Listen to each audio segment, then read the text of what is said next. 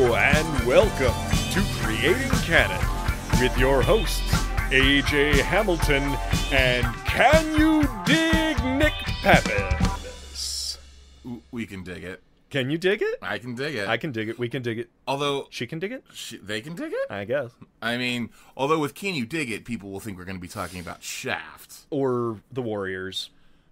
Come out and play? Can you dig it? Right. Remember how he says that? Yeah. But it's not that. Nope. It's not that. Nicholas C. Pappas. And Nicholas C. Pappas. For a cannon blast. Kabloof. You know we don't have to do that. I'll just put in a sound effect. Nope, I like it. Okay. Okay. But what we are talking about this week is Dolemite Is My Name. Yep. Craig Brewer directed, Eddie Murphy starring, written by Scott Alexander and Larry Kraszewski. Nice. I saw this at a screening at the New Beverly, the only 35mm print in existence. Whoa. Yep. That's awesome. I was very excited, and after I saw it, I suggested to AJ that he see the movie. Indeed, and I saw it at the Lemley NoHo 7. Oh, I find that to be a very lovely theater. It's a quaint little lovely theater. Yeah. It's such a backbone of the NoHo Arts District. Absolutely. And it's really, really fun to go. Nice staff, everything like that. Yeah. We're promoting them. I know that not everybody lives in the area. But if you do, check them out. Yeah, also check out the New Beverly. I mean, like, why the fuck not? Of course. Yeah. Yeah, absolutely. But if you don't live in the LA area, this movie might seem a little hard to get to, but don't you worry. It does premiere on Netflix at the end of October. I believe October 25th is the date. That is correct. Yeah, so let's talk about this. So, absolutely. You know, as we established on the Joker episode of Cannon Blast, we have not talked about the movie. No. So let's do it. Ready? All right. Rock, paper, scissors. Yep.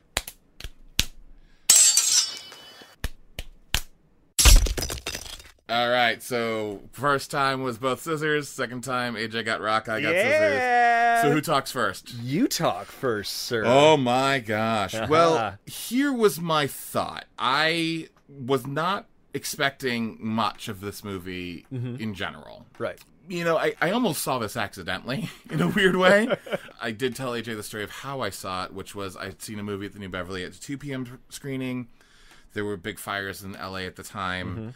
And the way back to my house was going to be like a 3-hour drive. Jesus. So I was like, well, I guess I'll just see the movie that's starting next, which was Dolemite Is My Name, and, you know, whatever. So I watched it, and this to me was a nearly perfect movie. I don't say that very often, but I fucking loved this so much. The movie runs about 2 hours, an hour and 57 minutes, and I swear to God, when it ended, I was actually surprised because I thought we'd only gotten about an hour into the movie because of how much I was enjoying it. I thought Craig Brewer did a great job. Craig Brewer directed Hustle and Flow, Empire, created Empire, Black Snake Moan. And then I thought the writers, Scott Alexander and Larry Kraszewski, who weirdly are known for the Problem Child series. What? But also The People versus Larry Flint, which is another biopic. Right. And Big Eyes, which is another biopic. Oh, that's right. Yeah. And Ed Wood, which is another biopic. And they helped create funny. American Crime Story, which is yet another biopic. Damn. So, in a way. They like realism. They do. So, this movie felt perfect for them. Yeah.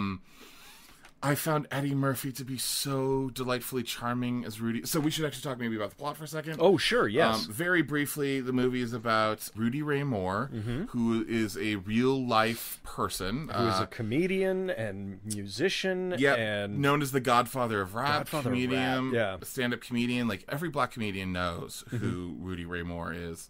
Very influential. And then also made and directed his own blaxploitation films, or made and starred in, wrote, starred, and made, and I don't know if he directed any of them. I think he directed some. Sure. His own blaxploitation films. And he was this kid, this poor rural kid from the South who moved to LA when he was 15, got a job at a record store, worked at that record store till he was nearly 45 without much happening in his life or career. Right. and finally was like, I'm going to reinvent myself and really make a name for myself. And he created the persona of Dolemite. Dolemite. Yeah. And he basically created an entire multimedia sensation Yes. around it, because he created albums. The albums. He created the movies. The the stand-up. Yeah, exactly. I mean, touring and Yep. his own companies. His own companies through it. And he was this self-made millionaire after a while.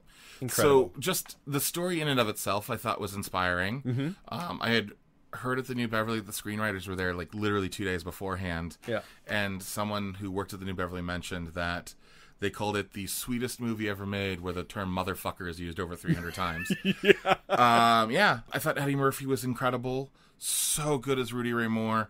If Eddie Murphy is not at least in like talks for award season, Right. the world is a stupid place. Indeed. Which it is, but that's a whole other story. I thought Wesley Snipes as D'Urville Martin was just fucking phenomenal. Like, Wesley Snipes back on the map. Sure. Keegan-Michael Key, Craig Robertson, Chris Rock, Titus Doing Burgess, their things. Mike Epps, all doing their things. They're great. Absolutely. And I also really like Divine Joy Randolph, who played Lady Reed. She is the sweetest heart of this movie. I want to get into her, like, all about her character and stuff that happened with her, but I wanted to maybe stop there, and because I mean, obviously, I love this movie. Right. And I think I don't know if people have realized it from me chiming in too much, but I obviously hated this movie. Screw you. You're wrong. This movie actually a couple of times brought me to tears with how sweet it was. Yeah, me too. Saying it's sweet is actually too simple. Yeah. This is actually very bittersweet to me. That's the first thing that came to my mind when I was sitting through it. I was like, holy shit. Like, the ebb and flow of the good luck and the bad luck in this movie are some of the most realistic portrayals of, show business. Yeah. Realistic is such a perfect word. Yeah, because it's not these... You see a lot of things where it's like these meteoric rises and these destructive, horrible falls from grace in a lot of biopics. And it just felt like it was a real story about a real man and basically the second act for an entertainer. Yeah. Which is funny how much that relates to Eddie Murphy. In some ways. I mean, I'm not saying that he's ever fallen from grace. He had a great career in the 70s and 80s. SNL, stand-up specials, Beverly Hills movie, Cop, Trading 48 Hours, Places, Trading Places, all yeah, of on and on. Coming to America. Yes, of course. And I think that he fell out of grace a little bit in the 90s. Yeah. There was Bowfinger and a couple of other... I actually went back and watched Bowfinger recently, and I really loved Bowfinger. Yeah. But I think it would be, in some ways, idiotic to think of Bowfinger as an Eddie Murphy movie as much as it was a Steve Martin movie right. that Eddie Murphy was in. Absolutely. And then he sort of started doing stuff seemingly for... money. Haunted Mansion, Pluto Nash, 1,000 Words. 1,000 Words, yeah. And it was weird because there was sort of like, I think we thought we were going to get an Eddie Murphy renaissance with Dreamgirls, because he kind of popped on the map, was fucking incredible, and then he just There's another movie that just came out a couple of years ago Mr. Church. Mr. Church, that's right. But Mr. Church was not very good. I didn't even see it. Yeah, it fell under the radar completely. But with this, I saw something in him that felt so real and so lived in the character. Well, I saw an interview with him, and he said something about how this was the first real person that he's ever played. Oh, interesting. And I thought that was fascinating in a double meaning almost, where it's the first real biopic that he's had, but it's also sort of the first person that I've seen him play that hasn't been... I mean, there are a couple of times where he mugs to the camera, but those are at the audience cheering moments. And they are also, I mean, Rudy Ray Moore thematically it makes has sense. Similar things to Eddie Murphy. Like, oh, absolutely. I think Rudy Ray Moore's personality is very similar, so when he does mug, it doesn't feel like, there's Eddie Murphy. And it was in the context sometimes of the movies being like, oh, did we do it? Yeah. But I saw such a nuanced performance in him. I saw the delusions of grandeur framed by innocence and confidence. Yeah. Like, it was so beautiful.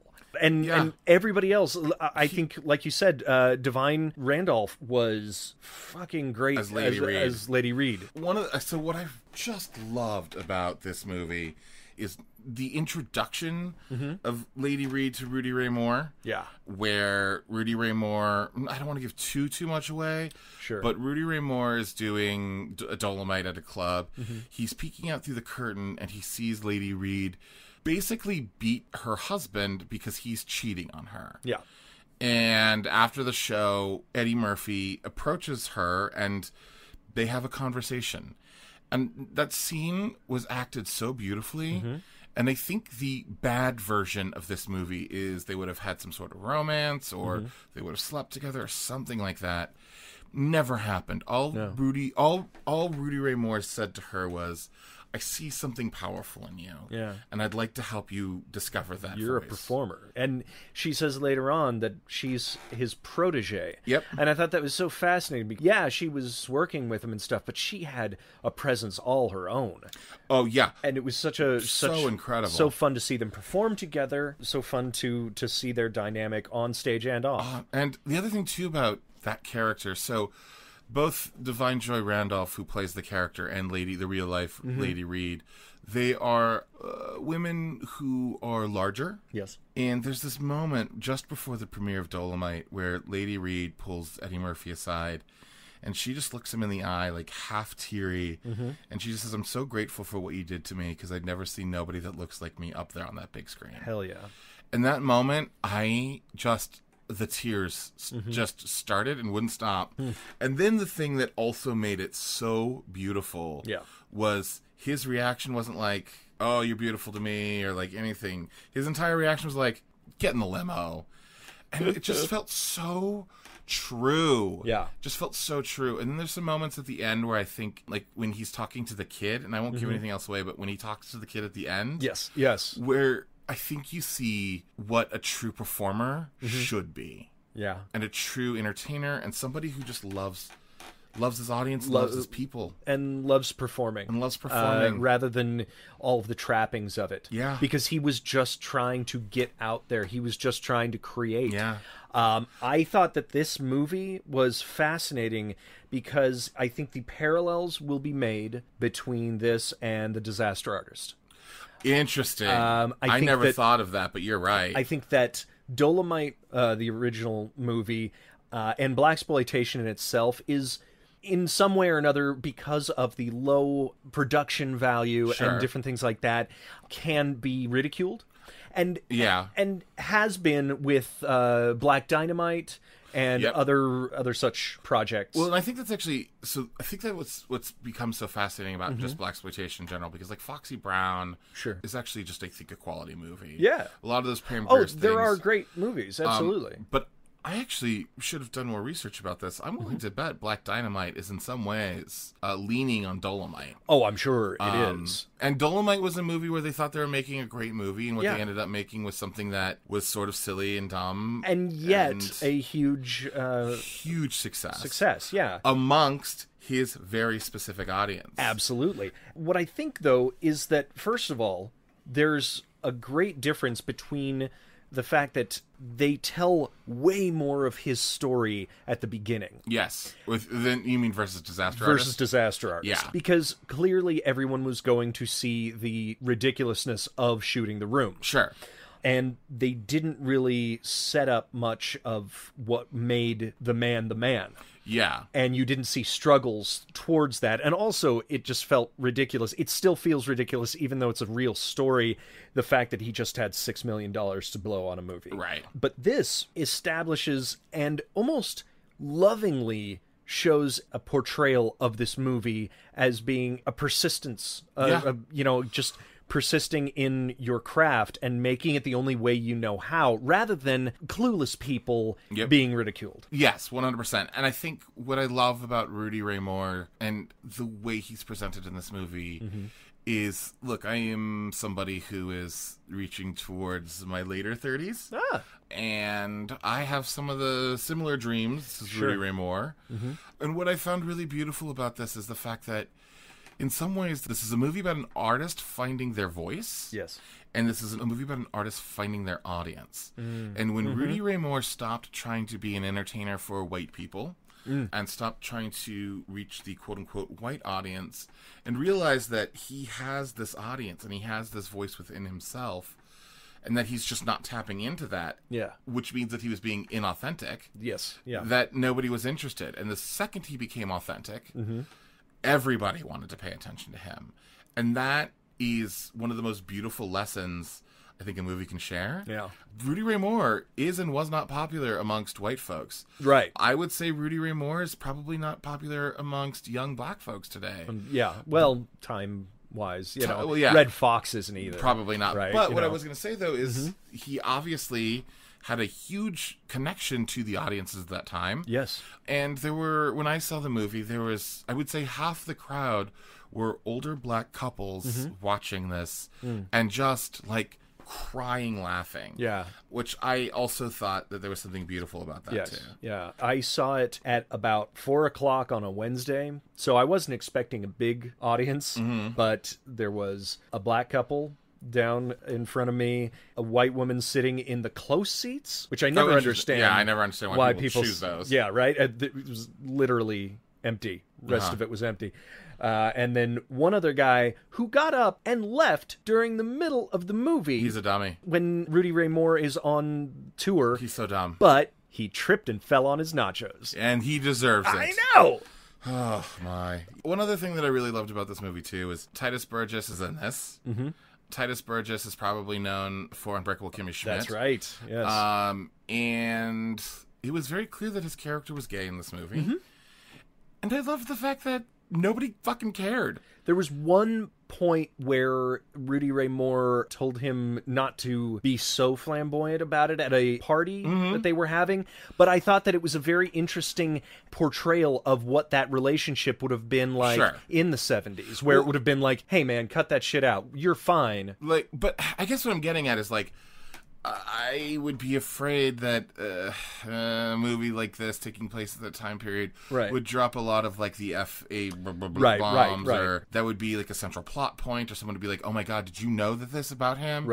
And just the fact that it was like, oh no, it was just, he was part of the group. I loved it. Very cool. And I know that's weird, and it's maybe even bad for us to call that kind of a thing out, but I do think there's this really interesting thing that as LGBTQ characters start working themselves into narratives in a way that that is not part of the narrative, their LGBTQ-ness is where not they part just of the narrative. Yes. That still should be applauded. Yes, yeah. At this point in time. Yeah, I think that the whole group worked really well together. I thought that that he was a really fun character. He actually sort of starts off the movie. It's he and Rudy in the record store. You know what was really cool? Snoop Dogg actually is sort of what starts off the movie. The movie. Yeah.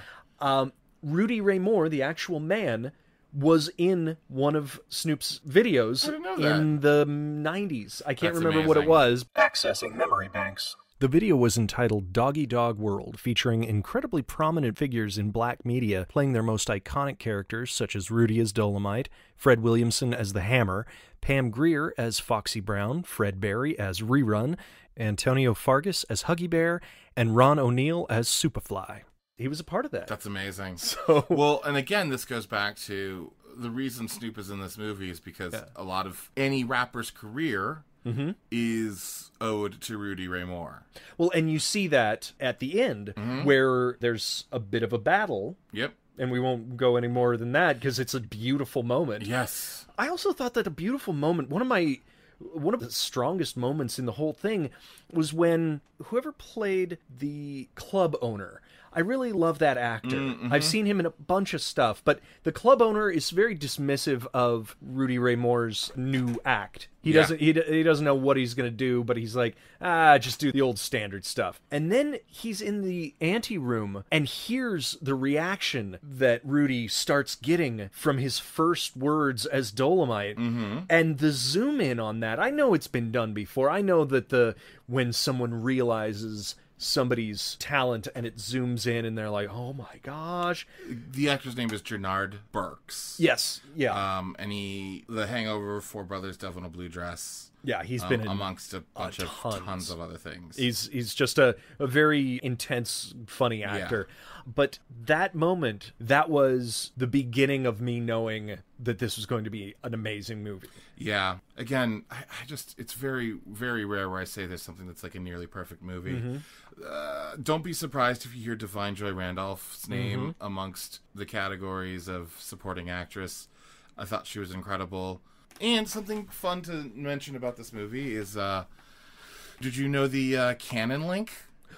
What? No. So there's also this really great part of this movie when they're shooting Dolemite. They get a bunch of students from UCLA, and one of the students is Cody Smith McPhee, whose character's name is Nicholas Joseph von Sternberg, who is the son of the infamous Joseph von Sternberg, the director. Oh. That is a real-life person, obviously, a real-life DP, who, after Dolemite, went on and DP'd, amongst other things, Gas Pump Girls. Oh my god. And X-Ray. Shut up. Yep, so Cody Smith McPhee's character oh my god. is the real-life cinematographer of 2 movies we've already done on this podcast. That's so crazy. Yeah. Well, there you go. Isn't that great? You wanted connection to canon, there you go. got it. Yeah, I can't fucking recommend this movie enough. Agreed. And when I say it's a nearly perfect movie, it's one of those things where it's like, I just enjoyed myself so much, and there was not one place where I was like, that could be fixed, or that could be different, or this could be this. My critical eye turned off completely in this. So charming. Yeah, it really was. And is it going to change your life? Maybe not. Yeah. But was it really fucking great movie that will really just make you happy? Yeah. Yeah. Just don't watch it with children or your grandmother, I think. Yeah, I mean that's pretty... I think that's pretty one caveat. Yeah, that is. I mean, unless you're like Nick's parents and let me watch whatever I wanted. Yeah, that's a whole other story. Dolemite is my name, and fucking up motherfuckers is my game. I think we should have added more motherfuckers into this episode. I don't know what we're motherfucker. Motherfucker.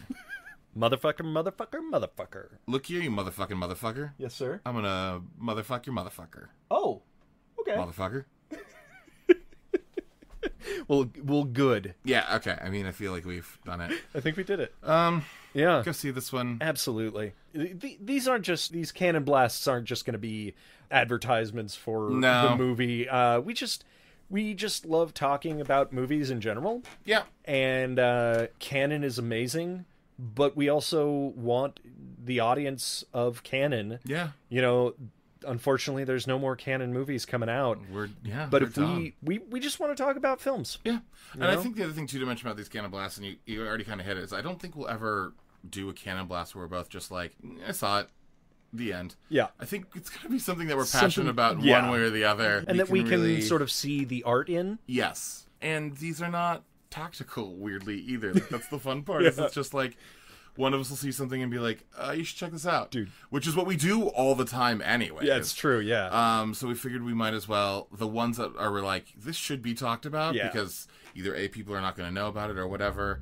All right. Well, where can we follow you, Nicholas? You can follow me at nicholascpappas.com or on Twitter at Nicholas C. Pappas. Perfect. I'm at the AJ Hamilton, all over the places and the .coms and everything. And you can follow us at Creating Canon or email us at creatingcanon@gmail.com. And for both of those, it's CANNON. Yep. And if you have any suggestions for future Cannon Blasts, please let us know. Yeah, if there's movies out there that we've missed, and let us know. You know, we may even put movies in the Cannon Blast that are not necessarily in theaters, but much older things that people may not have heard of. We'll talk about that another day. Possibly. Watch for that. All right, and as we always say, good night and good Cannon Blast. That's a wrap. Motherfucker. Like a condom on a dick. Yeah. Or how they said that at the end of shooting the movie. Oh. Try it again. That's a wrap. Like two hams wrapped around a piece of bread. He came, he saw, he nachoed. Keep punching. Where did that come from? What is that about? Who punches a donkey? Okay. That's enough talking. Damn it. That's enough talking from you. Kubrick or Nicholson? I don't remember almost anything. Oh my God, those Gibson buns. And those Gibson guts. Gibson buns. Every time I look at that Gibson bun, I think of a reverse ham sandwich. That is a very good episode ender. Oh, it's great. It's perfect. Okay. All right. All right, let's do this.